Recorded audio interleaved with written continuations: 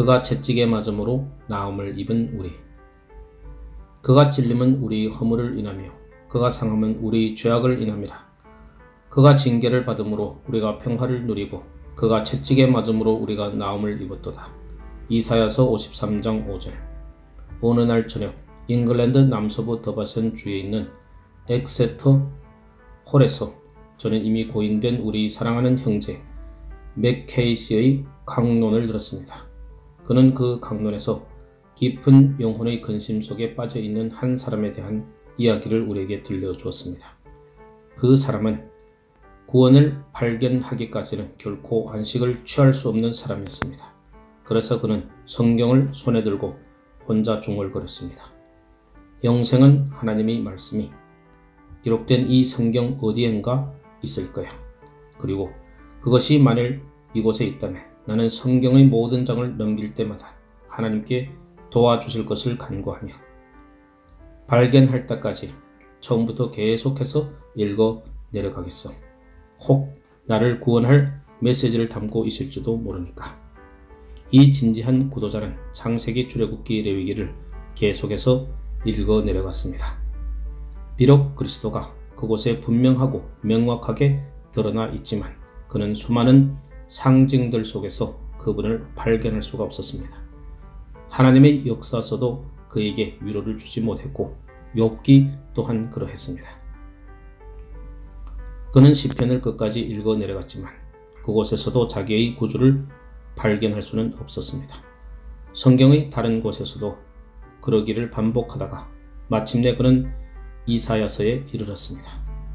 그는 이 선지서도 거의 끝까지 읽어 내려가야만 했습니다. 그러다 마침내 53장에 이르렀고 그곳에 기록된 이 말씀이 그의 눈을 환히 뜨이게 했습니다. 그가 채찍에 맞음으로 우리가 나음을 입었도다. 이제야 발견했도다. 바로 여기에 죄로 병든 나의 영혼을 치유할 것이 들어있구나. 이제 나는 주 예수 그리스도의 고난을 통해 내가 어떻게 구원을 받았는지 알겠도다. 찬양 받으실 이름이요 나는 이제 나음을 입었도다. 그는 소리 높여 외쳤습니다. 그 구도자가 이 신성한 책을 통해 구원을 찾으려 할 만큼 지혜로웠다는 것은 참으로 다행한 일입니다. 그리고 그 책 속에서 생명을 주는 말씀을 발견했고 성령께서 그 구하는 자의 심령에 그것을 밝히 드러내 보여주셨다는 것은 더더욱 다행스러운 일이 아닐 수 없습니다. 저는 마음으로 생각했습니다. 그 말씀은 나에게도 동일하게 역사해 주실 거야. 이 말씀을 통해 하나님의 음성이 아직 소생하지 않은 죄인들에게 또다시 말씀해 주실 거야. 성경을 통해 구원을 얻으려 했던 에디오피아 여왕 칸다게의 모든 국고를 맡은 큰 권세 있는 내시에게 이 말씀을 통해 말씀하시어 깊은 은혜를 주셨던 그분이 이 설교를 듣고 읽는 많은 사람들에게 동일하게 친히 말씀하여 주시기를 간절히 기도드립니다. 그렇게 해 주시도록 함께 기도드립시다. 하나님은 은혜로우십니다. 그러기에 그는 우리 기도를 들어주실 것입니다. 제 설교 목표는 아주 단순합니다. 저는 먼저 본문 말씀에 대해 말씀드리고 그런 다음 여러분에게 그 말씀을 적용해 드릴 것입니다. 하나님의 영광을 위해 성령께서 저에게 이 두 가지 일을 능히 할 수 있도록 능력을 부어주시기를 기도드립니다. 1. 하나님께서 반역이 아닌 치료받아야 할 병으로 여기시는 죄. 본문 말씀의 온전한 의미를 깨닫기 위해 씨름하면서 저는 먼저 하나님께서 그 무한하신 자비함 속에서 죄를 병으로 취급하고 계신다는 사실을 발견하게 되었습니다. 그가 맞으신 채찍으로, 그것은 곧 주 예수께서 맞으신 채찍을 의미합니다. 우리가 나음을 입었도다. 우리 주님의 고난을 통해 우리는 죄사함을 입었고 악의 세력으로부터 구원을 받았습니다. 그런데 그 모든 것이 치명적인 병으로부터 나음을 입은 것으로 묘사하고 있는 것입니다. 주님은 우리 현재 삶 속에서 짓는 죄들 또한 병으로 취급하십니다. 그가 만일 그 모든 것을 죄로 취급하시어 우리로 하여금 그 대가를 치르게 하기 위해 그의 법정에 출두하도록 부르신다면 우리는 절망의 나락으로 떨어질 수밖에 없을 것입니다. 우리는 그의 고소에 대응할 능력도 없고 그의 심판으로부터 자신을 변호할 능력도 없기 때문입니다. 그러나 위대한 자비하심으로 그는 우리를 긍휼히 여기어 주셨습니다. 우리의 죄를 징벌을 받아 마땅한 판역이 아닌 치료받아야 할 병으로 취급해 주셨기 때문입니다. 그것이야말로 그가 베풀어 주신 모든 은혜 가운데 가장 은혜로운 일입니다. 죄를 병으로 여겨주시는 것이 우리에게 비교할 수 없을 정도로 더 복된 일이기 때문입니다.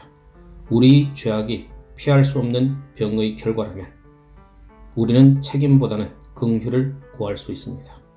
그러나 우리는 원해서 죄를 짓습니다. 우리는 악을 택하고 마음속으로 죄를 짓습니다. 그러므로 우리는 죄를 무한한 악으로 만드는 데 있어서 도덕적인 책임을 지게 됩니다. 우리의 죄는 재난이라기보다는 우리의 범죄입니다. 그러나 하나님은 그것을 다르게 보아주십니다. 그는 우리에게 소망을 주시기 위해 죄의 질병을 보시고 죄의 악함은 보지 않으십니다. 여기에 전혀 이유가 없는 것은 아닙니다. 엄청난 죄악에 빠져 있는 사람들에 대해 친구들은 종종 그들을 완전히 악할 뿐만 아니라 정신이 온전하지 못한 상태라고 생각하기 때문입니다.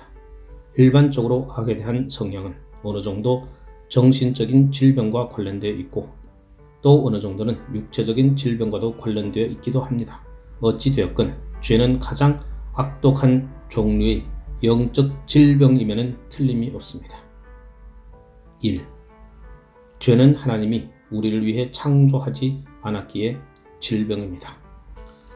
죄는 하나님이 인간의 본성을 창조하실 때 인간에게 있어서 본질적인 부분도 절대적으로 필요한 부분으로도 만든 것이 아니라는 점에서 질병입니다.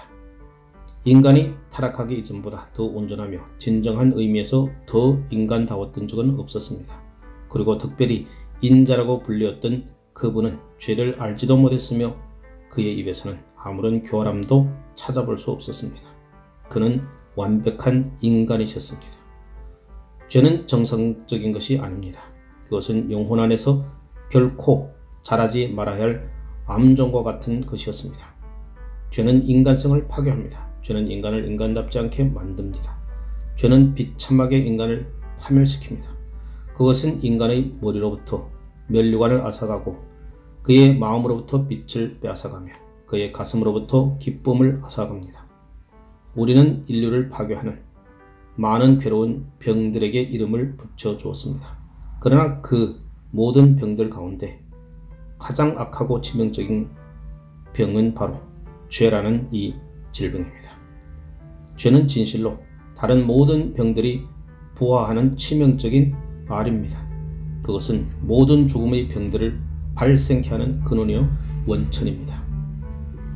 2. 죄는 인간 체계를 무질서하게 하기에 질병입니다. 죄는 인간의 전체 세계를 무질서하게 만든다는 점에서 질병입니다. 그것은 육신의 영혼을 지배할 수 있도록 더 낮은 단계의 기능을 더 높은 단계에 올려놓습니다. 정상적인 상황에서는 인간이 말을 타지만 죄인 안에서는 말이 인간을 탑니다. 원래 이성이 동물적인 본능과 성향을 제어해야 하지만 많은 사람들 안에서는 동물적인 본능이 정신적, 영적 세계를 압도해버리는 일들을 해나갑니다. 가령 먹고 마시는 것이 자기들이 존재하는 가장 주된 목적인 양 살아가고 있는 사람들이 이 세상에는 얼마나 많습니까? 그들은 살기 위해서 먹는 것이 아니라 먹기 위해서 삽니다. 인간의 생각과 행동을 제어하는 모든 기능들은 죄로 인해 완전히 통제불능 상태가 되어버렸습니다. 따라서 사람들은 변덕스럽고 제멋대로 행동합니다. 여러분은 그 모든 것이 제자리를 찾아가기 위해 그것들 중 어느 한 것이라도 의존할 수 있다고 생각합니까? 결코 그럴 수 없습니다. 생명력의 균형이 심각하게 손상을 입었기 때문입니다. 육체의 병이 육체의 무질서라 불려지는 것과 동일하게 죄는 영혼의 무질서 그 자체입니다. 본성의 마디마디 연결된 고리가 원통 부풀어져 건강을 잃게 된 인간은 이제 더 이상 인간이 아닙니다. 그는 오래전 내가 먹는 날에는 정령 죽으리라 창세기 2장 17절 라고 경고받았듯이 죄로 인해 죽은 자가 되었습니다. 인간은 심하게 손상을 입었고 상함을 입었으며 병들고 마비되었습니다. 그는 죄가 그 본래의 모습을 드러내는 것만큼 병으로 오염되고 부패되었습니다. 3. 죄는 사람을 연약하게 하는 질병입니다. 죄는 또한 병과 마찬가지로 인간을 연약하게 만듭니다. 도덕적 힘은 완전히 파괴되어 어떤 사람에게서는 거의 존재하지 않는 것처럼 보이기도 합니다. 양심은 치명적인 폐병에 걸려 시들어가며 조금씩 파멸의 구렁텅이로 빠져들어가고 있습니다. 이해력은 악으로 인해 절름발이가 되었고 의지는 악에 대하여는 강하지만 선에 대하여는 연약한 것이 되어버렸습니다. 인간의 진정한 능력이 들어있는 온전한 원칙과 굳은 도덕심은 악행으로 인하여 침식당해 생기를 잃어가고 있습니다. 죄는 비밀스럽게 밀려오는 핏물결과 같아서 생명의 정수에서 생명에 필요한 양분을 휩쓸고 가버립니다. 몇몇 사람에게 있어서 선과 악을 분별하는 능력은 죽음에 가까울 정도로 얼마나 많이 파괴되어 버렸는지요. 사도는 우리가 아직 연약할 때 기약대로 그리스도께서 경건치 않은 자를 위하여 죽으셨도다. 로마서 5장 6절 라고 말했습니다. 우리가 연약할 때 성취된 이 사건은 우리 온 인류를 연약한 존재로 만든 죄라는 질병이 낳은 직접적인 결과입니다. 4. 죄는 분별력을 마비시키기의 질병입니다. 죄는 때로 극도의 고통과 고뇌를 불러일으키는가 하면 또 때로는 우리 분별력을 마비시켜버리는 병입니다. 우리는 종종 인간의 죄악이 더욱 심해질수록 그 양심이 더욱 둔화되는 것을 봅니다. 어떤 악명 높은 범죄자가 살인했음에도 불구하고 전혀 감정의 동요를 드러내지 않았기 때문에 많은 사람들이 그를 무죄로 생각했던 일은 이미 유명한 일이 되어버렸습니다. 저는 그 비참한 냉정함이 곧 스스로 죄에 대한 친근함을 드러내는 증거라고 생각합니다. 만일 어떤 결백한 사람의 누명을 쓰게 되었다면 그는 누명을 썼다는 것만으로도 크게 분을 낼 것입니다. 그의 마음을 치유할 수 있는 것은 오직 모든 상황을 곰곰이 잘 따져보고 죄와 수치를 분별하는 것 뿐일 것입니다. 수치스러운 행동을 할 수 있는 사람은 그로 인해 비난을 받아도 전혀 얼굴이 붉어지지 않습니다. 인간의 죄 속으로 더 깊이 들어가면 들어갈수록 그는 그것이 죄라는 것을 더욱더 인정하려 들지 않습니다. 수백 명의 사람을 해칠 수 있는 분량의 마약이 자신에게는 그저 약간의 영향만을 주게 될 때까지 계속 마약을 복용하는 마약 중독자처럼 그는 더더욱 더 많은 양의 죄를 지을 힘을 얻기만을 바랄 뿐입니다. 쉽게 거짓말을 할 수 있는 사람은 거짓말쟁이가 되었다는 도덕적 타락에 대해 거의 의식조차 하지 못합니다. 그가 비록 거짓말쟁이로 불리는 것을 수치스럽게 여긴다 해도 말입니다. 죄가 인간의 이해력을 둔화시키고 양심의 마비를 가져온다는 것이 죄의 질병이 가지고 있는 가장 악한 증상 중 하나입니다. 저는 우리 육신이 걸리는 다른 병들처럼 서서히 그러나 어김없이 고통을 일으킵니다. 그리고 그것을 깨달았을 때 죄는 우리에게 얼마나 경악할 만큼 놀라움을 주는지요. 언제나 양심은 눈을 뜨고 죄로 물든 영혼을 경악과 절망으로 바라보게 될 것입니다. 이 세상에서 그 순간이 오게 되지 않는다면 이후의 세상에서라도 틀림없이 그날이 올 것입니다. 그때 우리는 주님의 법을 거역하여 범죄하는 것이 얼마나 끔찍한 것인지 깨닫게 될 것입니다. 5. 죄는 인간을 오염시키는 질병입니다. 죄는 인간을 오염시키는 질병입니다. 어떤 죄들은 인간을 끔찍할 정도로 불결하게 만듭니다. 하나님은 순결함의 최고 심판자이십니다. 그는 너무나도 거룩한 분이라 죄를 볼 수가 없으십니다. 주님은 가증스러워함으로 자신에게 죄를 멀리 하셨을 뿐만 아니라 마침내 불결한 자들을 가두어 버릴 곳을 예비해 두셨습니다. 그는 이 세상에서도 그 불결한 자들과 함께 거하지 않을 것이고 천국에서도 그들은 그와 함께 거할 수 없습니다. 사람들이 문둥병 환자를 따로 격리시키듯이 의도 천국을 더럽히는 모든 불결한 것들을 제거해야만 합니다. 오, 나의 귀한 성도 여러분, 여러분이 계속해서 악을 고집하기 때문에 주님께서 그의 임재 앞에서 여러분을 제하실 수밖에 없도록 하겠습니까? 너무나도 강력한 전염성을 가지고 있는 이 병이 동시에 그것이 인생의 더 높은 즐거움을 가로막는다는 사실로 인해 우리에게 가장 치명적인 상처를 입힙니다. 인간은 죄 속에서 살고 있습니다. 그러나 진정한 의미에서 그들은 살아있는 것이 아닙니다.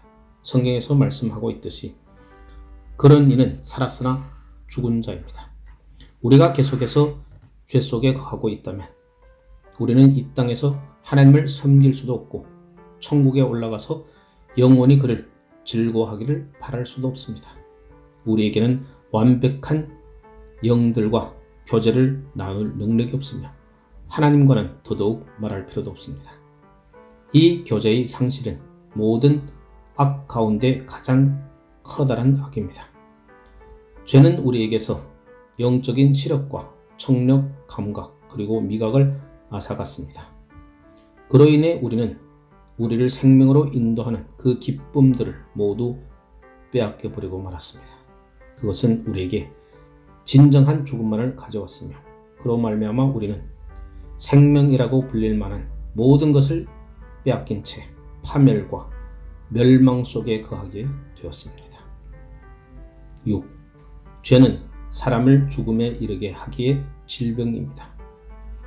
이 병은 치명적인 병입니다. 성경 말씀에 범죄하는 그 영혼은 죽을지라. 에스겔서 18장 20절. 죄가 장성한 즉 사망을 낳느니라. 야고보서 1장 15절 라고 기록되어 있지 않습니까? 죄가 제거되지 않은 인간에게는 영생에 대한 소망이 전혀 없습니다. 이 병은 그것에 걸린 자를 완전히 파괴하는 일에 있어서 결코 지치는 법이 없습니다. 악한 인간들은 점점 더 악해져가기만 합니다. 현재의 세상뿐만 아니라 또 다른 세상에서도 인격은 분명 계속해서 자라고 성숙될 것입니다. 그와 마찬가지로 죄인은 그의 영적 죽음의 결과로서 더욱더 부패하기를 멈추지 않을 것입니다. 오 나의 벗들이여, 여러분이 그리스도를 거부하면 죄는 여러분의 평화와 여러분의 기쁨, 여러분의 비전, 여러분의 소망을 죽게 만들 것입니다. 그리하여 소유할 가치가 있는 모든 것들을 죽음에 이르게 만들 것입니다.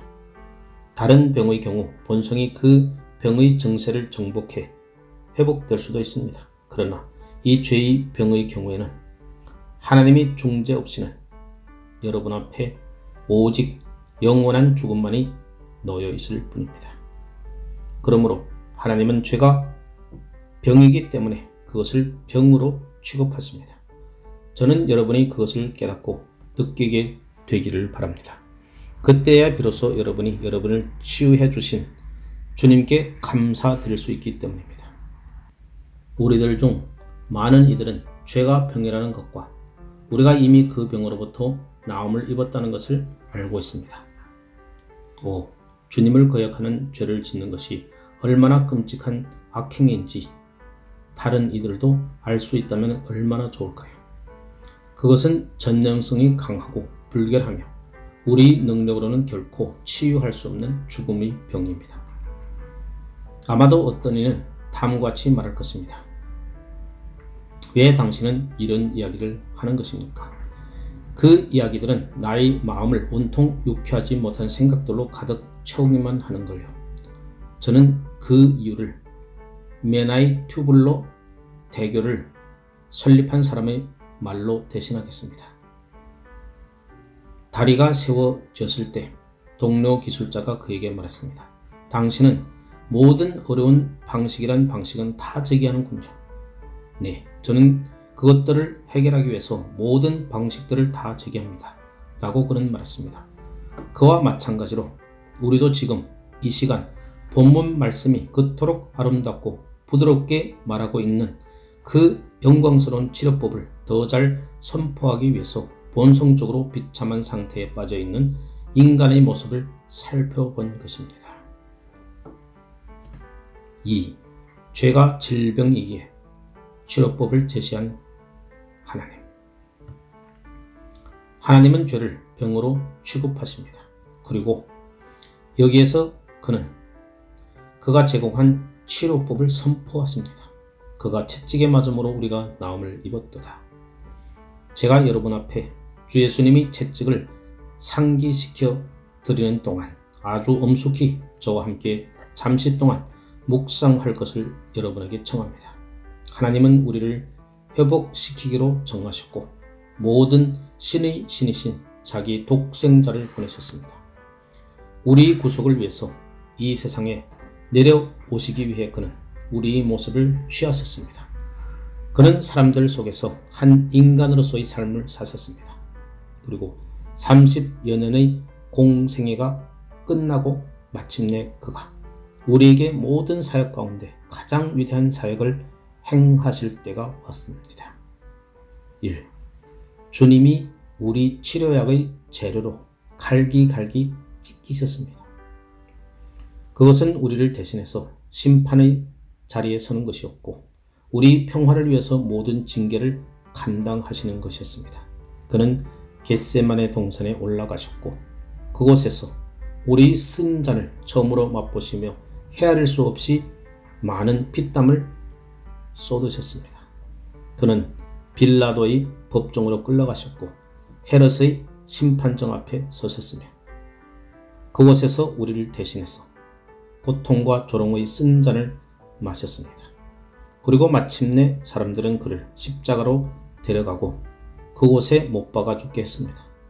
우리를 대신해서 불의한 자를 대신하여 죽게 하였습니다. 채찍이라는 단어는 그의 육신과 영혼의 모든 고난을 드러내기 위하여 사용되었습니다. 그리스도의 모든 것이 우리를 위한 희생 제물로 드려졌습니다. 그의 전 인성이 고난을 받으셨습니다. 그의 육신으로 말할 수 없는, 결코 표현할 수 없는 고통을 그의 정신과 함께 나눴습니다. 그의 순환이 시작될 때 그가 우리를 대신해서 고난을 받으셨을 때도 그는 고통 가운데 계셨습니다. 그는 몸에서 흘러나온 땀이 땅에 떨어지는 핏방울같이 되도록 피땀을 쏟으셨습니다. 사람이 피땀을 흘리는 경우는 그러한 사람이 한두 명이 있을까 말까 할 정도로 극히 드물다고 합니다. 그리고 그들의 경우 거의 즉사하는 것이 대부분이었습니다. 그러나 우리 구주는 살아계셨습니다. 다른 사람들에게는 죽음에 이르게 할 정도로 치명적이었던 그 고통을 겪으신 후에도 그는 여전히 살아계셨습니다. 그가 이 끔찍한 핏물을 얼굴에서 미처 씻어내기도 전에 사람들은 그를 대제사장의 집으로 끌고 갔습니다. 그 죽음의 밤에 그들은 그를 밧줄로 묶고 끌고 갔으며 곧 그를 빌라도와 헤롯에게로 데리고 갔습니다. 이들은 그에게 채찍질을 가했습니다. 그들의 병사들은 그의 얼굴에 침 뱉고 매질을 가했으며 그의 머리 위에 가시면류관을 씌웠습니다. 채찍질은 사리를 가지고 행해질 만큼 가장 잔인하고 가혹한 고통이었습니다. 고린들에게 구조편을 사용해 징벌을 가했던 일은 영국인들에게는 영원히 치욕으로 남아있습니다. 그러나 로마인들에게 있어서 잔혹함은 너무나 자연스러운 것이어서 그들의 일반적인 징벌들은 최대한의 잔혹한 것으로 이루어져 있습니다. 로마인들이 채찍은 소위 넓적다리 힘줄로 만들어졌는데 그것을 꼬아 하나의 매듭을 만들고 그 매듭 속에 얇은 뼈 조각이나 양의 관절뼈를 끼워 넣어 만들었다고 합니다. 그래서 이 채찍이 맨살의 등을 내려칠 때마다 박가는 자가 내 등에 가라 그 고랑을 길게 지었도다. 시편 129편 3절과 같은 시편 기자의 표현처럼 그의 등 위에는 깊은 고랑이 패였습니다. 우리 구주는 로마 채찍의 가혹한 고통을 견뎌내야만 했습니다. 그러나 이것은 그의 징벌이 끝이 아니었습니다. 그것은 오히려 십자가형의 서막에 불과했습니다. 그들은 여기에다가 매질을 더했고 그의 머리카락을 뽑는 고문까지도 자행했습니다. 그들은 그에게 온갖 고통이라는 고통을 다 가했습니다. 피를 너무 많이 흘리고 먹을 것을 먹지 못해 거의 실신한 상태에 있는 그에게 그들은 십자가를 지고 가게 했습니다. 당시 십자가는 잔인한 고문으로 인해 희생자가 길에서 죽는 일이 비일비재하게 일어났습니다. 그래서 그런 경우를 막기 위해 다른 사람이 대신 십자가를 가지고 갈 수 있도록 되어 있었습니다. 그러나 그전까지는 계속 자기 십자가를 지고 가지 않으면 안 되었습니다. 그들은 그의 옷을 벗겼습니다. 그리고 그를 나무에 못 박았습니다. 그들은 그의 두 손과 두 발을 뚫고 못을 박았습니다. 그들은 그를 매단 채 나무를 들어 올려 땅속에 박히도록 꼿꼿이 세웠습니다. 그로 인해 나는 물같이 쏟아졌으며 내 모든 뼈는 이그러졌으며 라는 시편 22편의 애가에 따라 그의 모든 사제는 뼈가 어그러지는 고통을 당했습니다. 고열이 그의 남은 힘을 다 소진할 때까지 그는 타는 듯한 태양 아래 매달려 있었습니다. 그리하여 그는 물같이 쏟아졌으며 내 모든 뼈는 어그러졌으며 내 마음은 촛밀 같아서 내 속에서 녹았으며 내 힘이 말라 질그릇 조각 같고 내 혀는 이틀에 붙었나이다. 주께서 또 나를 사망의 진토에 두셨나이다. 시편 22편 14절 15절 라고 말씀하셨습니다. 그렇게 그는 하나님과 인간에게 구경거리가 된 채 매달려 있었습니다. 처음에는 그 두 발이 그의 몸의 무게를 지탱해 주었지만 마침내 못이 그 부드럽고 연약한 신경을 뚫고 들어가 갈기갈기 찢어놓자 고통의 무게는 그의 손을 잡아당기기 시작했습니다. 그리고는 그의 몸의 연약하고 민감한 신경을 갈기갈기 찢어놓았습니다. 손의 하찮은 상처에도 파르르 몸을 뜨는 것이 우리가 아닙니까? 그러니 몸이 가장 섬세한 부분인 손과 발을 뚫고 들어와 온 신경을 다 찢어 놓았을 때의 고통은 얼마나 끔찍하고 몸소리치는 고통이겠습니까? 지금까지 그의 고난받은 몸에 집중된 육신의 고통에 대해 말씀드렸습니다. 그동안 원수들은 내내 주위를 둘러서서 그를 가리키며 비웃고 혀를 내밀며 조롱했습니다. 그들은 그의 기도를 비웃고 그의 고난을 흡족한 듯이 바라보고 있었습니다. 그는 부르짖었습니다. 내가 목마르다. 그러자 그들은 해용에 신 포도주를 머금게 하여 그에게 갖다 주었습니다. 잠시 후 그는 다 이루었다 라고 말씀하셨습니다. 그는 그에게 미리 정해진 가장 극한 고통을 감당하시고 하나님의 의를 온전히 드러내시고는 마침내 숨을 거두셨습니다. 이미 경건한 많은 사람들이 우리 주님의 육신의 고통에 대하여 아주 상세히 설명한 바가 있습니다. 그리고 저 또한 두려움에 떨고 있는 많은 죄인들이 우리 구주가 당하신 그 고통의 채찍질 속에서 구원을 볼 수 있으리라 믿으며 기꺼이 계속 그 일을 할 것입니다. 2. 우리 죄가 1000만근의 무게로 그리스도를 짓눌렀습니다. 우리 주님의 외형적인 고난을 묘사하는 것은 그리 쉬운 일이 아닙니다. 저도 제가 그것을 잘 하지 못했노라 인정합니다. 그러나 진실로 그가 감당하신 고난의 정수였던 그의 영혼의 고난이 어떠했을지 대해서는 감히 어느 누가 상상이나 할 수 있겠습니까? 저는 이미 여러분에게 그가 피땀을 쏟았었다는 말씀을 앞에서 드렸습니다. 그것은 그에게 닥쳐온 비참한 영적 침체로 인하여 그의 심장이 생명의 피를 밖으로 쏟아낸 것이었습니다. 그는 내 마음이 심히 고민하여 죽게 되었으니 라고 말씀하셨습니다. 마태복음 26장 38절. 유다의 배반, 12 제자로부터의 버림받음은 모두 우리 주님의 마음을 고통스럽게 했습니다. 그러나 진정 그의 심장을 짓누른 고통은 다름 아닌 바로 우리 죄의 무게였습니다. 우리의 죄악은 그에게 생명수를 짜낸 압축기와도 같았습니다. 어떤 언어도 그가 당하신 순환으로 인한 그의 고뇌를 표현해낼 수 없습니다. 그가 당하신 순환이 얼마나 큰 것이었는지에 대하여 우리가 감히 상상이나 해볼 수 있을까요? 십자가에 못 박힌 채 그는 어떤 순교자도 당해보지 못한 고난을 감당하셨습니다. 순교자들은 죽음 속에서도 하나님의 위로와 보호하심이 있었기에 그 고통 속에서도 즐거워할 수 있었다고 합니다. 그러나 우리 구주는 나의 하나님 나의 하나님 어찌하여 나를 버리셨나이까? 마태복음 27장 46절 라고 외칠 정도로 자기 아버지로부터 철저히 버림을 받으셨습니다. 그것은 모든 부르짖음 중에서 가장 비참하고 고통스러운 것이었으며 감히 측량할 수도 없는 깊은 괴로움이었습니다. 그러나 그는 그토록 철저하게 버림받아야만 했습니다. 하나님은 죄를 외면하실 수밖에 없는 분이기에 결국 우리를 위해서 죄가 되어주신 자기의 아들도 외면하실 수밖에 없었기 때문입니다. 위대한 대속자의 영혼은 그가 죄인들의 죄를 감당하시고 그를 위해서 저주가 되어주지 않았다면 그들이 던져질 수밖에 없었던 지옥의 공포를 대신하여 가장 끔찍하고 비참한 고통을 겪으셨습니다. 성경에 나무에 달린 자마다 저주 아래 있는 자라고 하였습니다.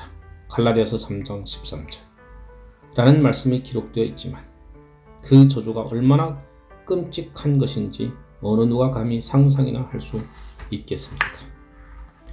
여러분과 저희 죄를 치료할 수 있는 치료약은 오로지 주 예수님이 감당하신 대속의 고난 속에서만 찾을 수 있습니다. 주 예수 그리스도가 맞으신 채찍은 우리를 대신한 것이었습니다. 여러분은 우리에게 죄를 없애기 위해 우리가 해야 할 다른 일은 없나요? 라고 묻고 있습니까? 제가 대답해 드리죠. 여러분이 할 수 있는 일은 아무것도 없습니다.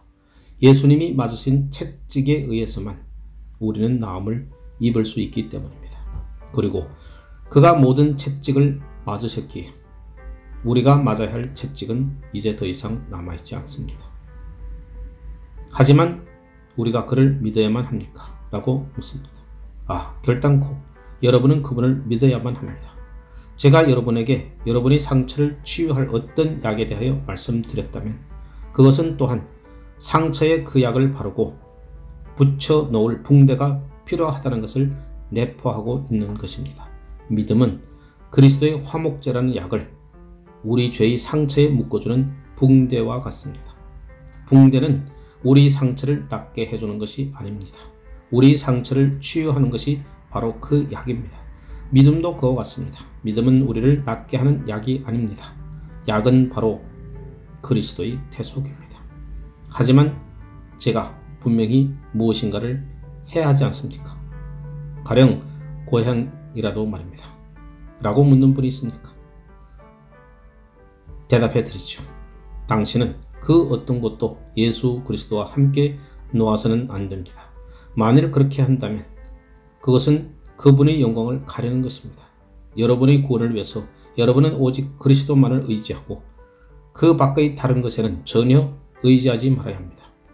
본문 말씀에 그가 채찍에 맞음으로 우리가 나음을 입는 것을 도우셨다 라고 되어 있는 것이 아니라 그가 채찍에 맞음으로 우리가 나음을 입었도다 라고 되어 있기 때문입니다.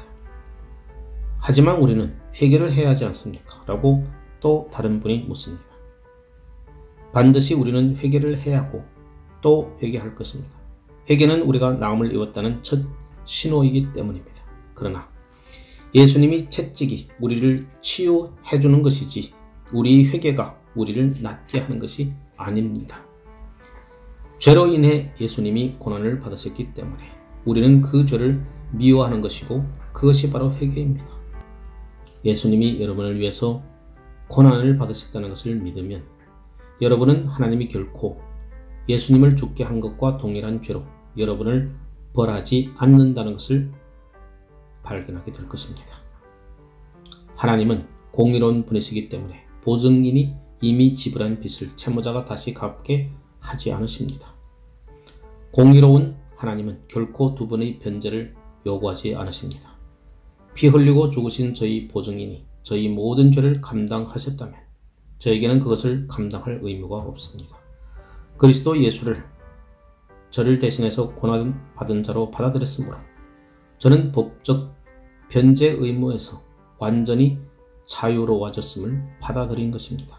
저는 그리스도 안에서 이미 정죄함을 받았습니다. 그러므로 이제 제게 더 이상 정죄함이란 없습니다. 이것이 예수를 믿는 죄인이 안전할 수 있는 기본 원리입니다. 그는 예수님이 그를 대신해서 죽으셨기 때문에 살아있습니다. 그리고 예수님이 이미 받아들여졌기 때문에 그는 하나님 앞에서 받아들여졌습니다. 예수님을 대속자로 받아들인 자는 자유롭습니다. 어느 누구도 어떤 것도 그를 건드릴 수 없습니다. 그는 이제 깨끗한 자가 되었습니다. 오 성도 여러분, 여러분은 예수 그리스도를 여러분의 대속자로 영접하지 않으시겠습니까? 여러분이 영접하셨다면 여러분은 이제 자유의 몸이 되었습니다. 저를 믿는 자는 심판을 받지 아니하는 것이요 요한복음 3장 18절. 그렇기에 그가 채찍에 맞음으로 우리가 나음을 입었습니다. 3. 놀라운 효력의 치료약. 저는 지금까지 여러분에게 죄의 병과 그 치료약에 대해서 말씀드렸습니다. 이제 저는 이 치료약이 닿는 곳마다 즉시 그 효력을 발휘한다는 사실을 말씀드리려고 합니다. 예수님이 맞은 채찍은 사람들을 치유합니다. 우리도 그 치유를 받았습니다. 그 효과가 그다지 크게 나타나지 않았다 할지라도 그것은 부인할 수 없는 사실입니다. 저는 종종 사람들이 당신이 사람들을 구원하신 예수 그리스도에 대한 믿음을 설교하면 사람들은 거룩한 삶에 대해서는 관심을 갖지 않게 될 것입니다. 라고 말하는 것을 가끔 듣습니다. 저는 어느 누구보다도 그 점에 대한 확실한 증인입니다. 저는 예수님이 채찍에 자신들의 구원을 의지하는 사람들 속에서 매일매일의 삶을 살아왔기 때문입니다. 그리고 저는 그러한 믿음으로부터 어떤 악한 결과가 나오는 것을 본 적이 없습니다. 오히려 그 반대의 결과를 보았을 뿐입니다. 저는 가장 악한 사람들이 주 예수 그리스도를 믿음으로 말미암아 가장 선한 사람이 된 것들을 많이 보았습니다. 이 채찍은 나을 가망이 전혀 없어 보이는 사람들이 도덕적 질병을 놀라운 방식으로 치유합니다. 1. 치료약의 효력은 인격의 변화로 나타납니다. 우리의 인격 또한 나음을 입습니다. 저는 단지 예수님이 고난을 믿음으로 술에 찌들어 살던 사람이 온전하고 맑은 정신으로 변화되는 것을 보았고 거리의 여자가 정숙한 여인으로 불같이 화를 잘 내던 사람들이 온유한 자로 탐욕스러운 사람이 관대하고 후한 사람으로 거짓말쟁이가 진실한 사람으로 변화되는 것을 얼마든지 보았습니다. 만약 그 믿음이 그들을 좋은 사람으로 만들어 놓지 않았다면 그것은 진정 그들을 위해서 아무 선한 일도 하지 않은 것입니다. 우리는 사람들을 판단할 때 결국은 그들의 열매를 보고 판단하기 때문입니다. 그러므로 열매가 변화되지 않았다면 그 나무 또한 달라진 것이 아닙니다. 인격은 모든 것을 말해줍니다. 인격이 올바르게 변화되지 않았다면 그 사람은 구원받은 것이 아닙니다. 그러나 우리는 아무런 두려움 없이 그 반대의 이야기를 할 수도 있습니다. 즉, 그리스도의 대속의 희생이 그의 마음속에 새겨지면 죄의 질병을 치유한다는 것입니다. 만약 그것을 의심하는 분이 있으시다면 한번 시험해 보십시오. 예수님을 믿는 사람은 의롭게 되었을 뿐만 아니라 거룩하게 성화됩니다. 그 때문에 그는 믿음으로 인해 완전히 다른 사람으로 변화됩니다. 2. 치료약의 효력은 양심의 복원으로 나타납니다. 그것은 양심의 상처를 치유해줍니다. 죄는 인간의 영혼을 파괴해버립니다. 인간은 영성과 기쁨을 모두 잃어버렸습니다. 그러나 그가 예수님을 믿는 순간 그는 빗속으로 뛰어들어오게 됩니다. 여러분은 종종 사람들의 얼굴 표정에서도 변화를 찾아볼 수 있습니다. 죄가 양심에서 떨어져 나갈 때 검은 구름은 그의 얼굴에서 사라져 버립니다. 저는 죄의 무게로 고개를 떨군 사람들과 이야기를 나누었을 때 그들의 얼굴이 영혼의 괴로움으로 인해 요양시설에 가야 할 정도로 어두워 보이는 것을 수십 번도 더 보았습니다. 그러나 그들이 그리스도가 나를 위해서 심판대 위에 서셨다. 그리고 내가 그를 신뢰하면 나는 이제 깨끗하게 되었다는 증거를 소유하게 되는 것이다 라는 생각을 붙잡게 되었을 때 그들의 얼굴이 천국의 불빛으로 환히 밝혀지는 것을 보았습니다. 3. 그 치료약은 우리의 가치관을 바꿉니다. 그렇게 큰 자비하심에 대한 감사는 하나님을 향한 우리 생각을 변화시키고 그로 인해 우리 가치관을 치유해 줍니다. 그리고 이런 방법을 통해 우리의 성향은 제 방향을 되찾고 우리의 마음은 나음을 이웃습니다. 이제 더 이상 우리는 죄를 사랑하지 않습니다. 우리는 이제 하나님을 사랑하고 거룩을 사모합니다. 우리 전 인격이 나음을 잊고 우리 전 생애가 변화됩니다. 여러분 가운데 많은 분들은 예수님에 대한 믿음이 여러분의 마음을 얼마나 새털처럼 가볍게 했는지, 인생의 고달픔이 얼마나 그 무게를 상실했는지를 알고 있습니다. 죽음의 두려움은 이제 여러분을 공포의 속박으로 묶어놓지 못합니다. 여러분은 주님 안에서 즐거워합니다. 예수님이 채찍이라는 복된 치료약이 그를 믿는 믿음으로 말미암아 여러분이 영혼에 닿았기 때문입니다. 4. 저는 주님이 채찍의 효력을 체험했습니다. 그가 채찍에 맞음으로 우리가 나음을 입었도다 라는 것은 증명된 사실입니다. 저는 기꺼이 제 자신의 간증을 여러분에게 그 증거로서 말씀드릴 것입니다. 필요하다면 저는 제가 매일 만나는 수천 명의 사람들을 불러 그리스도가 맞은 채찍으로 그들이 어떻게 나음을 입었는지를 말하게 할 수도 있습니다. 그러나 저는 제 개인적인 체험을 이야기하는 것을 주저하지 않을 것입니다.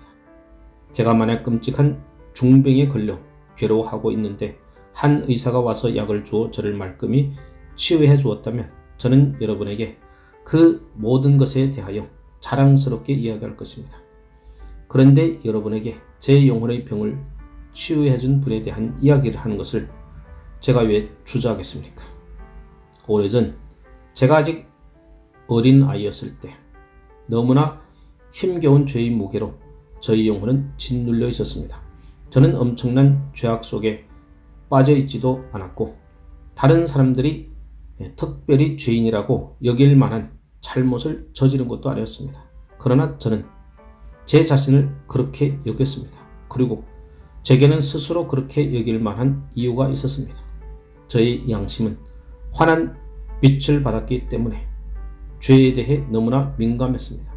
저는 그토록 경건한 아버지와 기도하는 어머니 밑에서 경건한 신앙심을 훈련받으며 자랐음에도 불구하고 제 자신이 그 밝은 빛을 거역하는 죄를 너무나 많이 지었다고 생각하게 되었고 그 결과 제 안에는 제 또래 아이들보다 더 깊은 죄의식이 자리 잡고 있었습니다. 저는 제가 갖고 있는 많은 유리한 조건들을 누리지 못하고 있었습니다. 저는 젊음의 기쁨도 누릴 수 없었습니다. 제 양심에는 너무나 많은 짓눌림이 있었기 때문입니다. 저는 골방에 찾아가 그곳에 홀로 앉아 성경을 읽었습니다. 그리고 용서만을 구했습니다. 그러나 평화는 저를 찾아오지 않았습니다. 저는 백스터의 책 회심하지 않은 자들을 향한 부르심과 도드리지의 소생과 성화를 읽고 또 읽었습니다.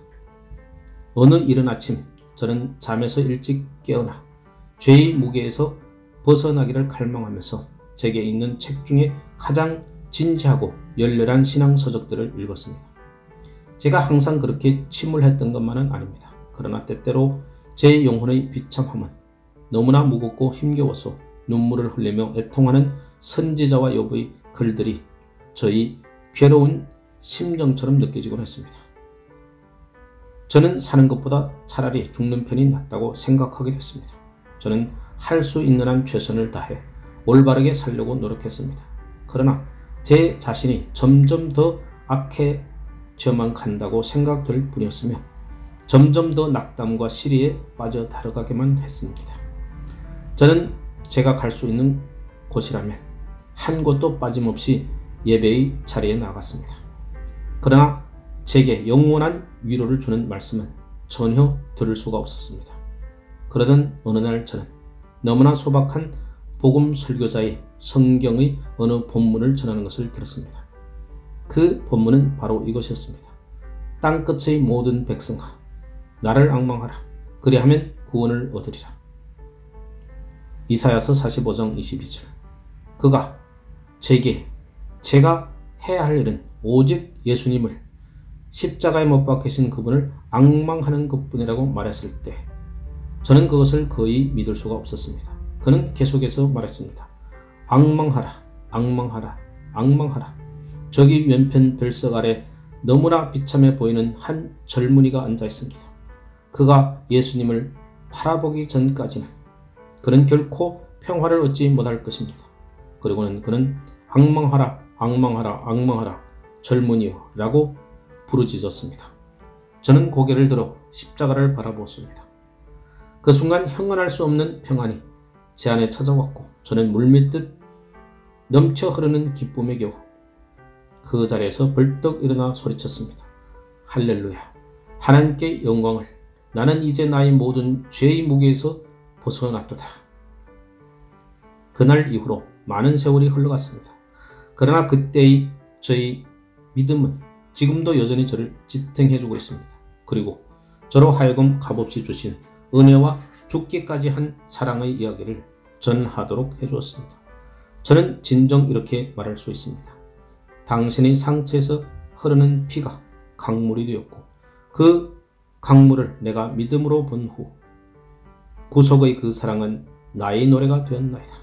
이제 나는 숨을 거두는 순간까지도 그 노래를 부르오리라. 저는 저희 마지막 순간에 침상에 앉아 저를 치유해준 그 채찍에 대하여 이야기할 수 있기를 소망합니다. 저는 제 앞에 앉아있는 젊은이들과 노인들이 이 치료약을 시험하여 보기를 원합니다. 그것은 인격과 시대를 초월하여 선하게 역사하는 힘이 있습니다. 그가 채찍에 맞음으로 우리가 나음을 입었도다. 수천 수만의 사람들이 이 치료약을 먹고 그 효과를 증명했습니다. 우리가 알고 있는 것을 말하고 우리가 본 것을 우리는 증거합니다. 하나님이여, 성령의 능력을 통해 사람들이 우리 증거를 받아들일 수 있도록 역사하여 주옵소서. 5. 그리스도의 의를 자기 의로 가려우지 마십시오. 저는 이 경이로운 치유를 시험해 보지 않은 사람들과 단 몇 분만이라도 이야기를 나누고 싶습니다. 벗들이여, 여러분은 우리들만큼이나 영혼의 치유를 본성적으로 필요로 하고 있습니다.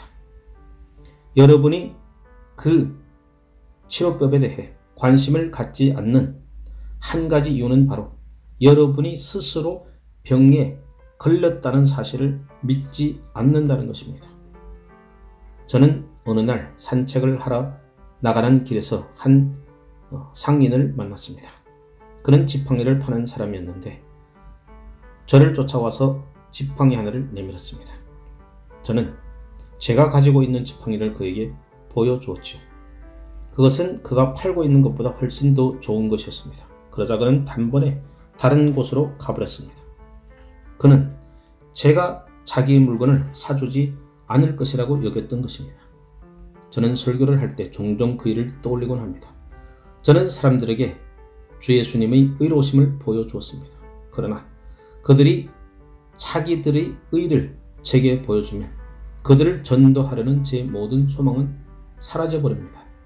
제가 그들의 의가 무가치한 것임을 증명할 수 없다면 그들은 유일한 의인 하나님의 의를 믿음으로 구하려 하지 않을 것입니다. 오, 주께서 여러분에게 여러분의 병을 보여주시어 여러분이 그것을 치유받기를 갈망하게 되기를 간절히 바라고 또 바랍니다. 여러분은 주 예수 그리스도에 대하여 듣는 것에 관심이 없을 수도 있습니다. 나의 귀한 벗들이요. 그러나 여러분은 언젠가는 그에 대해서 들어야만 합니다. 그것이 구원을 위한 것이든 심판을 위한 것이든 말입니다. 주님이 여러분 마음의 열쇠를 소유하고 계십니다. 그리고 저는 그가 여러분에게 더 좋은 분별력을 주실 것이라고 믿습니다. 그리고 그가 여러분에게 분별력을 주실 때마다 여러분은 저희 이 단순한 설교를 기억하게 될 것입니다. 그리고는 이렇게 말할 것입니다. 물론 기억합니다. 저는 그 설교가 그리스도의 상처 안에서 치유가 있다고 선포하는 것을 들었습니다. 6. 회심에는 연령 제한이 없습니다. 저는 여러분이 주님을 찾는 일을 포기하지 않기를 기도드립니다. 그것은 여러분 편에서는 너무나 염치 없는 일이 될 것이고 그분에게 있어서는 안타깝고 가슴 아픈 진노가 될 것이기 때문입니다. 그러나 여러분은 그것을 포기하려 한다면 저는 여러분이 이미 때가 늦었다고 여러분에게 속삭이는 악한 영의 소리를 듣지 않기를 기도드립니다. 생명이 붙어 있는 한 너무 늦은 때란 결코 없기 때문입니다. 저는 책에서 40살이 넘으면 회심하기 매우 어렵다는 글을 읽은 적이 있습니다. 제가 확신하는 것은 그 말은 거의 사실이 아니라는 것입니다. 저는 연령과 관계없이 회심한 사람들을 많이 보았습니다. 매달 첫 주일마다 여러분은 30대 청년에서부터 80대 노인에게 이르기까지 그 전 한 달 동안 함께 양육받은 사람들이 모두 모여 함께 친교를 나누는 모습을 볼 수 있을 것입니다. 그리고 그들을 유심히 살펴보면 어린 아이로부터 할아버지, 할머니에 이르기까지 모든 연령을 대표해서 택함을 받은 사람들이 있음을 볼 수 있습니다. 예수님의 보혈은 오직 세월 동안 깊이 뿌리를 받고 있는 죄를 치유할 수 있는 능력을 지니고 있습니다. 그것은 늙은 가슴을 새롭게 하는 능력을 가지고 있습니다. 만일 여러분이 1000살의 노인네라 할지라도 저는 여러분에게 예수를 믿으라고 강력하게 말씀드릴 것입니다. 그리고 저는 그의 채찍이 여러분을 치유할 것이라고 확신합니다. 여러분이 머리카락은 빠져 버려서 거의 없고 이마에는 깊은 골이 패여 있는 노인이라 할지라도 주저하지 말고 어서 나오십시오. 여러분이 아무리 죄와 함께 부패하고 있다 할지라도 그 약이 그 절망적인 상황을 치유해 줄 것입니다. 늙어서 이제는 걸음걸이조차 비틀거리는 여러분, 당신의 믿음을 예수님께 드리십시오. 그의 채찍으로 당신의 그 늙고 죽어가는 영혼이 나음을 입을 것입니다. 7. 치유냐 죽음이냐를 이제 택일해야 합니다. 나의 귀한 성도 여러분, 여러분은 이제 나음을 입느냐 아니면 그대로 병든 상태로 죽어가느냐 택하는 기로에 서 있습니다. 여러분은 은혜로 나음을 입든지 아니면 여전히 계속해서 본성적인 병에 빠져 살든지 선택을 해야만 합니다. 여러분은 어느 쪽을 택하겠느냐 자신에게 되물으시겠습니까? 많은 사람들이 우리는 우리가 어떤 모습인지 알고 있습니다 라고 말합니다. 그러나 좀 더 분별력이 있는 사람이라면 우리는 우리가 어떤 존재인지 어떤 모습인지 잘 알지 못합니다. 라고 말할 것입니다. 보시오. 당신은 알아야만 합니다. 반드시 알아야만 합니다. 제가 한 사람에게 당신은 빈털터리입니까? 라고 물었는데 저는 사실 제 장부를 들여다볼 시간이 없습니다. 그래서 제 상황이 어떤지 확실히는 모르겠습니다. 라고 대답했다고 합시다. 저는 그가 단 몇 푼조차도 내지 못할 형편에 있다고 생각할 것입니다. 여러분은 그렇게 생각하지 않겠습니까? 사람이 자기 장부를 들여다보기를 두려워한다면 거기에는 그럴 만한 이유가 있는 것입니다. 마찬가지로 어떤 사람이 저는 제 상태를 잘 모르겠습니다. 그리고 저는 그것에 대해 그렇게 깊이 생각해 보고 싶지도 않습니다. 라고 말한다면 여러분은 그에게 무엇인가 문제가 있다고 확신해도 좋습니다. 여러분은 반드시 자신이 구원받았는지 그렇지 않은지 확실하게 알아야만 합니다. 8. 왜 치유의 확신을 얻지 못합니까? 저는 구원받기를 소망합니다. 하지만 저는 제가 언제 회심했는지 그 확실한 날짜를 모르겠습니다. 라고 말하는 분이 있습니까? 그렇다면 안심하십시오. 그것은 전혀 중요한 문제가 아닙니다.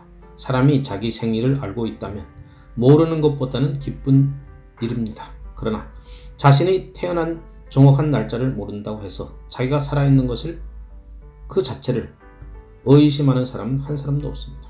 그와 마찬가지로 어떤 사람이 자신이 언제 회심했는지 모른다고 해도 그것이 그가 회심하지 않았다는 증거가 될 수는 없습니다. 중요한 것은 진정으로 당신이 예수 그리스도를 신뢰하느냐 하는 것입니다.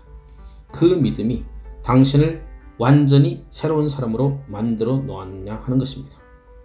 그리스도에 대한 믿음으로 인해 여러분은 자신이 용서받았음을 확실하게 느끼고 있습니까? 그것이 여러분으로 하여금 여러분을 용서해 주신 하나님을 사랑하게 만들었습니까? 그리고 그 사랑이 여러분이 살아가는 가장 큰 이유가 되었습니까? 그래서 하나님에 대한 그 사랑으로 여러분은 즐거이 그분을 순종하게 되었습니까?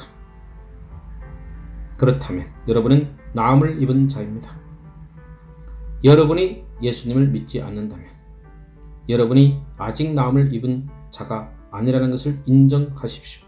그리고 저는 여러분이 은혜로 말미암아 예수님이 채찍을 믿었으므로 나는 나음을 입었다 라고 고백하게 될 때까지 제 설교를 듣거나 읽게 되기를 간절히 기도드립니다.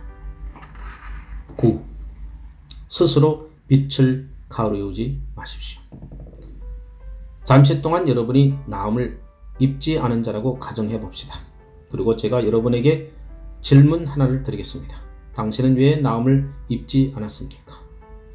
여러분은 복음을 들어 알고 있습니다. 그런데 왜 그리스도로 인해 나음을 입지 않았습니까? 여러분 중의 한 사람이 저도 모르겠습니다 라고 대답합니다.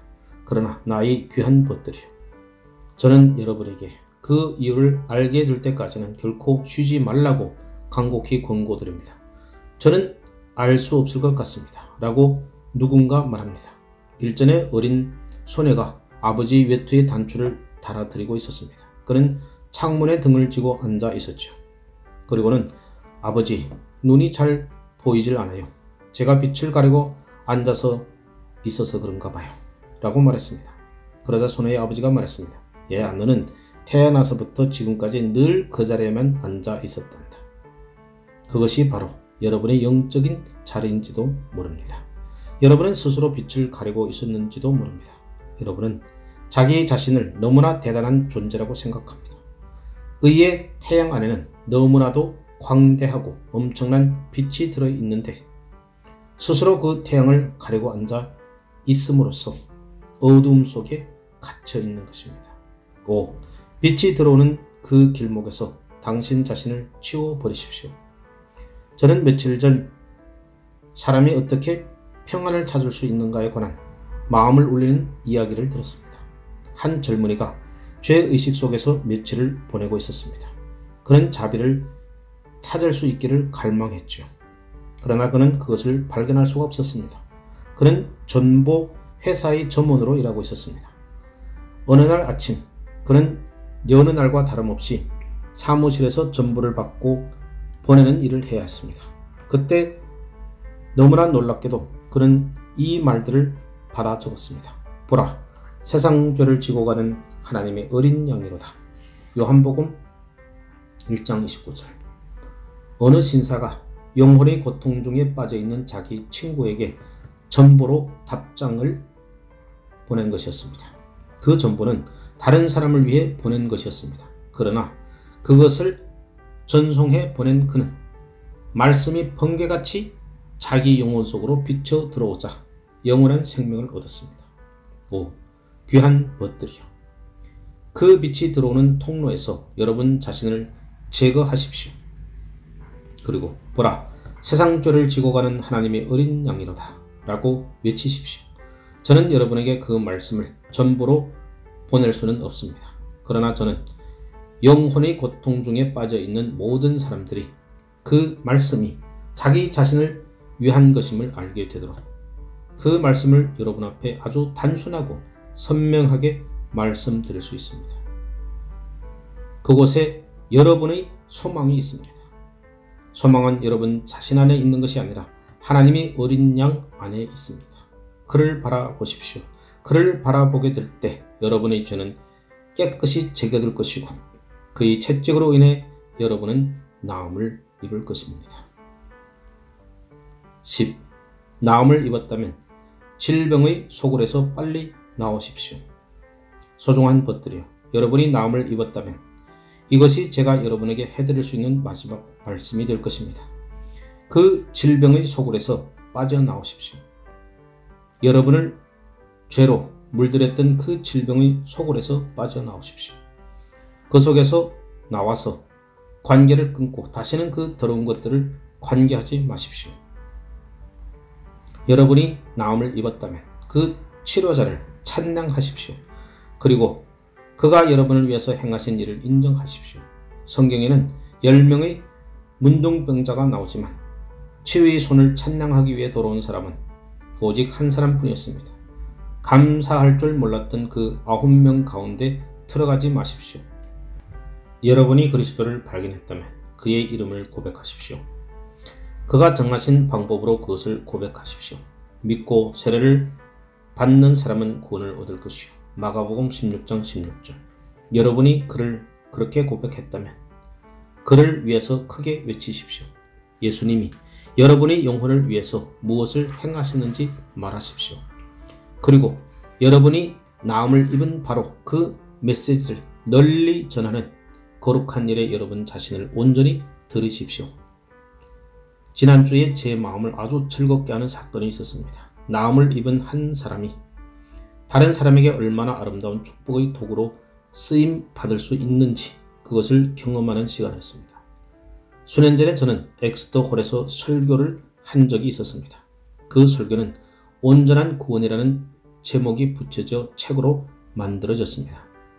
지금은 이곳에서 그리 멀지 않은 곳에 살고 있는 한 친구가 당시에는 브라질의 파리시에서 머물고 있었습니다.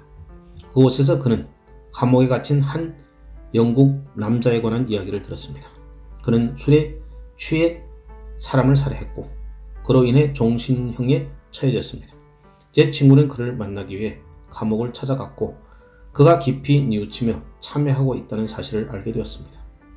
그는 주님 안에서 참 평안을 누리고 있었습니다. 그는 자기의 영혼 안에 죄로 인해 참으로 끔찍하게 피를 흘리는 상처가 있었지만 이제는 온전히 치유받았다고 말했습니다. 그리고 그는 죄사함의 복을 받음으로 인해 기뻐하고 있었습니다. 여기서 그 가엾은 젊은이의 회심에 얽힌 이야기가 있습니다. 한 젊은이가 가스 공장과의 계약을 마치고 영국으로 돌아오고 있었습니다. 그러나 그는 그 전에 나를 만나기 위해 감옥에 들렀습니다. 그는 책 보따리를 한아름 안고 왔지요. 저는 그것을 열어보고는 그 안에 소설이 들어있음을 알게 되었습니다. 다 읽을 수는 없을 것 같았지만 저는 그분에게 감사함을 느꼈습니다. 책 몇 권을 읽고 난 후에 저는 한 설교문을 보게 됐습니다. 그 설교는 스펄전 목사님이 엑스터 홀에서 1856년 6월 8일에 한 설교였습니다. 거기에는 이런 말씀이 적혀 있었습니다. 그러므로 자기를 힘입어 하나님께 나아가는 자들을 온전히 구원하실 수 있으니 이는 그가 항상 살아서 저희를 위하여 간구하심이니라. 히브리서 7장 25절. 그 설교문에서 스펄전 목사님은 팔머에 대한 이야기를 하셨습니다. 팔머는 그때 사형 선고를 받고서 스태퍼드 가올에 있었습니다. 성도들에게 이 본문의 말씀을 더욱 생생하고 절실하게 전달하기 위하여 그는 팔머가 아무리 많은 살인을 했다 할지라도 그가 회개하고 그리스도 안에서 하나님의 용서의 사랑을 구한다면 그는 분명 용서받을 수 있다고 말씀하셨습니다. 그때 저는 만약 팔머가 용서를 받을 수 있다면 저 또한 그렇게 용서받을 수 있을 것이라고 생각했습니다. 저는 용서를 구했습니다. 그리고 오 하나님이여 찬양 받으소서. 저는 제가 죄사함을 받고 이제는 자유의 몸이 되었음을 깨닫게 되었습니다. 저는 은혜로 구원을 받은 죄인입니다. 제가 아무리 살인을 한 극악무도한 살인자라 할지라도 저는 온전한 구원의 능력으로도 사함받을 수 없을 정도의 죄를 범한 것은 아니었습니다. 오 거룩한 주님의 이름이여 찬양 받으소서. 살인자라는 심판을 받은 한 가엾은 젊은이가 이렇게 회심을 하고 구원을 얻었다는 사실은 생각만 해도 가슴 벅찬 일입니다. 분명 모든 짐진 자들과 이 설교문을 읽고 있는 모든 사람들에게 소망이 있음을 믿습니다. 아무리 그들이 죄가 많은 자라 해도 말입니다. 11. 이 경이로운 진리를 힘써 전하십시오. 여러분이 그리스도를 알고 있다면 다른 사람들에게 그분에 대해서 말하십시오. 여러분은 예수님을 알리는 것이 얼마나 기쁘고 좋은 일인지 알지 못합니다. 여러분이 할 수 있는 일이 단지 소책자를 나누어 주고 말씀 한 구절을 읽어주는 일이라 해도 전하십시오. 많은 위대한 고전의 저자인 발파이 박사는 믿음의 고백으로 다음과 같은 단순한 시를 남겼습니다. 평안 속에서 나의 마지막 숨을 거두게 하소서. 그리고 당신의 구원을 보게 하소서. 나의 죄는 영원한 죽음을 맞기에 마땅한 것이었으나 예수님은 그런 나를 위해 목숨을 버리셨나이다. 발파이는 이미 죽고 이 세상에 없습니다. 그러나 그는 이 시를 베켄햄의 총장인 존경하는 마쉬 박사에게 남겼습니다. 그는 이 시를 자기 서재의 난로 위에 올려놓았습니다. 로덴 백작이 그의 서재에 들어와 그 시를 읽고 저에게 이 시의 사본을 주시겠습니까? 라고 말했습니다. 마쉬 박사는 그럼요. 기꺼이 그렇게 하죠. 라고 말했고 그는 그 시를 베껴 주었습니다. 로덴 경은 그 시의 사본을 집에 가지고 왔고 그것을 벽난로 위에 두었습니다. 워털루 전쟁의 영웅인 테일러 장군이 그의 방에 들어왔고 그 역시 그 시를 보게 되었습니다. 그는 로덴 백작과 함께 머무는 동안 그 시를 계속해서 읽고 또 읽었습니다. 마침내 로겐 경이 말했습니다. 여보게 친구, 자네 그 시를 완전히 외운 것 같구만. 그는 대답했습니다. 그렇다네. 나는 이 시를 모두 외우고 있어. 정말로 내 마음을 사로잡은 시라네. 그는 그 단순하고 겸손한 시로 인해 그리스도에게 인도되었습니다.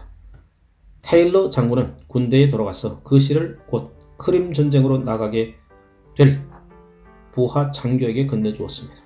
그는 전쟁에서 부상을 당해 죽음을 맞이하기 위해 귀향하게 되었습니다. 그리고 마쉬 박사가 그를 보러 왔을 때 그 가엾은 영혼은 죽어가면서 말했습니다. 좋으신 백장님, 당신은 테일러 장군이 저에게 준 이 시를 알고 계십니까? 그 시는 저를 구주에게로 인도해 주었습니다. 그리고 이제 저는 평안 속에서 죽음을 맞이할 수 있습니다. 너무나도 놀랍게 그는 그 시를 정확하게 외우고 있었습니다. 평안 속에서 나의 마지막 숨을 거두게 하소서. 그리고 당신의 구원을 보게 하소서. 나의 죄는 영원한 죽음을 맞기에 마땅한 것이었으나 예수님은 그런 나를 위해서 목숨을 버리셨나이다. 네 줄의 단순한 이 시가 얼마나 선한 일을 했는지 생각해 보십시오. 여러분이 예수의 상처를 갖고 있는 치유의 능력을 알고 있다면 탐대하십시오. 이 진리를 모든 방법을 다 동원하여 전하십시오.